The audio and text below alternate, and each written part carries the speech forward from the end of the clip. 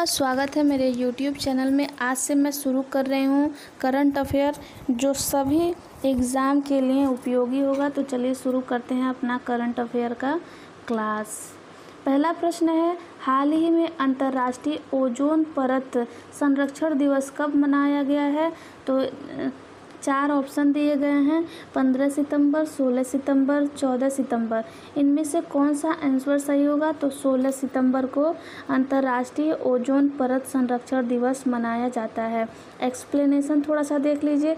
Ozone परत के संरक्षण के लिए अंतर्राष्ट्रीय दिवस पर हर साल, यहाँ पे टाइपिंग मिस्टेक हो गया है, यहाँ पे बस 16 सितंबर को मनाया जाता है। यह दिन ओजोन परत को नष्ट करने वाले पदार्थ पर मॉन्ट्रियल प्रोटोकॉल 1987 में हस्ताक्षर की तारीख की याद दिलाता है। ओजोन परत संरक्षण के महत्व पर जागरूकता फैलाता है। सितंबर 2025 का इम्पॉर्टेंट डेज है, एक एक करके देख लेते हैं। 2 सितंबर को विश्व नारियल दिवस मनाया जाता है। 3 सितंबर को गगनचुंबी इमारत दिवस। 7 सितंबर को अंतर्राष्ट्रीय पुलिस सहयोग दिवस। 8 सितंबर को विश्व साक्षरता दिवस और विश्व फिजियोथेरेपी दिवस मनाया जाता है। 9 सितंबर को शिक्षा को हमले से बचाने के लिए अंतर्राष्ट्रीय दिवस। 10 सितंबर को विश्व आत्महत्या दिवस। 11 सितंबर को राष्ट्रीय वन शहीद दिवस। 14 सितंबर को हिंदी दिवस। 15 सितंबर को इंजीनियर डे और अंतर्राष्ट्रीय लोकतंत्र दिवस मनाया जाता है। अगला है, हाल ही में अमेरिका, दक्षिण कोरिया और जापान ने कहाँ फ्रीडम एजेंट अभ्यास शुरू किया? तो इसका सही जवाब हो जाएगा दक्षिण कोरिया। एक्सप्लेनेशन देखते हैं। अमेरिका, दक्षिण कोरिया और जापान ने 15 सितंबर 2025 को संयुक्त रूप से अपना हवाई नौसैनिक अभ्यास फ्रीडम दक्षिण कोरिया के जीजू उपयोग के पास शुरू किया गया। यह बड़े पैमाने का सैन्य अभ्यास उत्तर कोरिया में बढ़ते परमाणु और मिसाइल खतरों के खिलाफ त्रिपक्षीय रक्षा सहयोग को मजबूत करने के उद्देश्य से आयोजित किया गया। थोड़ी देर के लिए स्क्रीन बंद हो गया था, उसके लिए सॉरी। हाल ही में न्यायमूर्ति सुंदर ने किस उच्च न्यायालय के मुख्य न्यायाधीश के रूप में शपथ ग्रहण की? असम, सिक्किम, मणिपुर, इनमें से कौन? तो हो जाएगा सही जवाब मणिपुर। जस्टिस एम सुंदर ने 15 सितंबर 2025 को औपचारिक रूप से मणिपुर उच्च न्यायालय के 10वें नंबर के ये न्यायाधीश के रूप में शपथ ग्रहण किए थे। शपथ ग्रहण समारोह राजभवन इम्फाल के दरबार हाल में सुबह 10 बजे आयोजित हुआ था, जहां मणिपुर के राज्यपाल अजय कुमार भल्ला ने शपथ दिलाई थी। अगला है, दक्षिण कोरिया के बारे में कुछ इम्पॉर्टेंट फैक्ट। दक्षिण कोरिया ने स्कूल कक्षाओं में फ़ोन पर राष्ट्रव्यापी प्रतिबंध लागू किया। दक्षिण कोरिया ने 64 वर्षों में पहला और सैनिक रक्षा मंत्री को नियुक्त किया। दक्षिण कोरिया सरकार ने भारतीय अभिनेत्री अनुष्का सेन को सम्मानित किया, जो बालवीर में काम करती थी, वही अनुष्का सेन। अंतरिक्ष अनुसंधान के बारे में वैश्विक सम्मेलन दक्षिण कोरिया में शुरू हुआ। दक्षिण कोरिया ने कुत्ते के मांस की खपत और बिक्री पर प्रतिबंध लगाने वाले विधेयक पारित किया। दक्षिण कोरिया दुनिया के सबसे बड़े केंद्र का निर्माण किया। ओशनिक सिटी नामक तैरता हुआ शहर साउथ कोरिया में स्थापित किया गया। साउथ कोरिया के राष्ट्रपति को महाभियोग के बाद हटाया गया।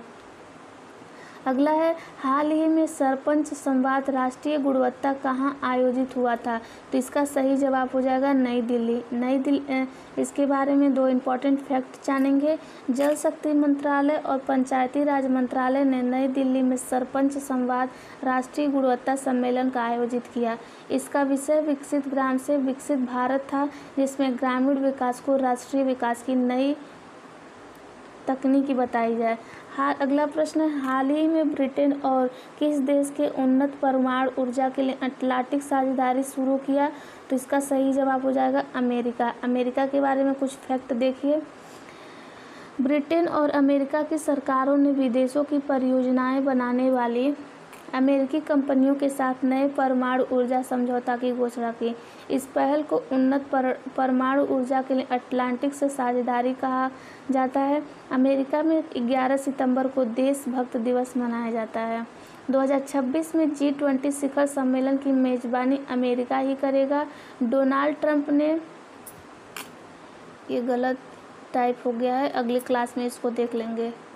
अमेरिका और दक्षिण कोरिया ने उल्ची फ्रीडम शील्ड सन अभ्यास किया। अमेरिका ने डॉलर आधारित स्थिर सिक्कों को भी नियमित करने के लिए जीनियस अधिनियम पारित किया। अमेरिका यूनेस्को से बाहर हो गया। अगला प्रश्न है, हाल ही में नेपाल की पहली महिला अटॉर्नी जनरल बनी है, तो ये हो जाएगा इसका सही जवाब सविता भंडारी जी।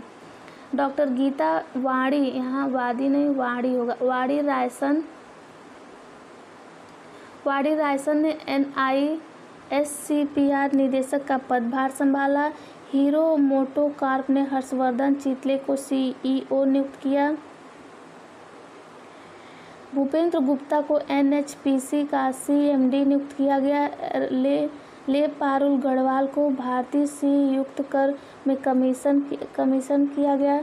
पीयूष गोयल ने खनन मंत्रालय के सचिव का पदभार संभाला। TCA कल्याणी ने महालेखा नियंत्रण का पदभार संभाला। सचिव घुर्तिया को IFA रखरखाव का प्रमुख नियुक्त किया गया। अगला प्रश्न है, हाल ही में अगस्त 2025 को किसे ICC player of the month चुना गया, तो इसका सही जवाब हो जाएगा इन दोनों लोग को, ओरला प्रेंडरगास्ट को और मोहम्मद सिराज जी को। अगला प्रश्न है, हाल ही INS निस्तार अभ्यास पैसिफिक रिच 2025 शामिल हुआ है, तो इसका सही जवाब हो जाएगा सिंगापुर। भारत का 9 समर्पित स्वदेशी driving support vessels INC mister ने सिंगापुर में चंगी नवर्स बेस में अपना पहला पोर्ट कॉल किया। बहुराष्ट्रीय एक्सरसाइज पैसिफिक राई 2025 में भाग लिया। अगला है, हाल ही में किसने ICC महिला क्रिकेट वनडे बल्लेबाजी रैंकिंग में एक बार फिर शीर्ष स्थान प्राप्त किया, तो स्मृति मंधाना जी हैं। टीम इंडिया की उप कप्तान स्मृति मंधाना ने ICC महिला क्रिकेट वनडे बल्लेबाज रैंकिंग में एक बार फिर प्रथम स्थान हासिल कर लिया। अगला प्रश्न है, हाल ही में कौन सी कंपनी क्रिकेट टीम के लिए नई टाइटल स्पॉन्सर बनी है, वो हो जाएगा अपोलो टायर्स। सही जवाब, अपोलो टायर्स भारतीय क्रिकेट टीम की नई स्पॉन्सर होगी। हर मैच में लगभग 4.5 करोड़ रुपए खर्च करेगी। कॉन्ट्रैक्ट 2070 के लिए हुआ है और इस दौरान 2027 के लिए हुआ और इस दौरान 130 मैच खेले जाएंगे। हाल ही में आनंद कुमार ने स्पीड स्केटिंग विश्व चैंपियनशिप में कौन सा पदक जीता, तो स्वर्ण पदक। भारत ने 2025 स्पीड स्केटिंग विश्व चैंपियनशिप में ऐतिहासिक उपलब्धि हासिल की, जहां 2 बार भारतीय खिलाड़ी आनंद कुमार, बल कुमार और क्रिस शर्मा ने अपनी अपनी श्रेणियों में स्वर्ण पदक जीते और पहली बार जब भारत ने स्पीड स्केटिंग विश्व चैंपियन में खिताब अपने नाम किया, जो परंपरागत रूप से दक्षिण कोरिया, कोलंबिया और इटली जैसे देशों का दबदबा वाला खेल रहा। अगला प्रश्न है, हाल ही में किसने भारतीय बैंकों नोटों पर माइक्रोसॉफ्ट लॉन्च किया, तो हो जाएगा RBI बैंक। भारतीय रिजर्व बैंक ने भारतीय बैंक नोटों पर एक विशेष माइक्रोसॉफ्ट लॉन्च किया, जिसका उद्देश्य जनता में नोटों की डिज़ाइन और सुरक्षा विशेषता के प्रति जागरूकता बढ़ाना। यह पोर्टल इंडिया करेंसी RBI.organization.in पर उपलब्ध हुआ है और इसे नोटों से जुड़ी सभी विश्वसनीय जानकारी का वन स्टॉप डेस्टिनेशन बनाया गया।